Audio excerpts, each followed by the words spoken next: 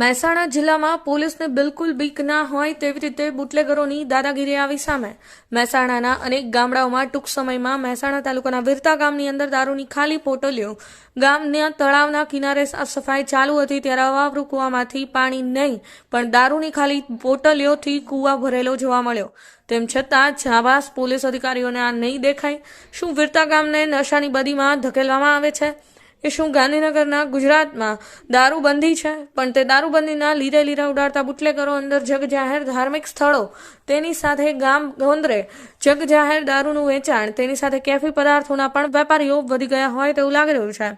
સૂત્રોની મળતી માહિતી મુજબ મહેસાણા જિલ્લાની કથળતી જતી પરિસ્થિતિને જાબાઝ પોલીસ અધિકારી બુટલેગરોની દાદાગીરી વસમો કરશે કે પછી પત્રમ પુષ્પમ વહીવટો થયા કરશે તેવી આમ જનતા શંકા સેવી રહી છે. મહેસાણાના જાબાઝ પોલીસ અધિકારી સાહેબ શ્રી શું આ ગામડાઓ અને શહેરમાં બુટલેગરો બેફામ છે તેમને વશ કરશે ખરા તેવું આમ જનતા શંકાની નજરે જોઈ રહી છે.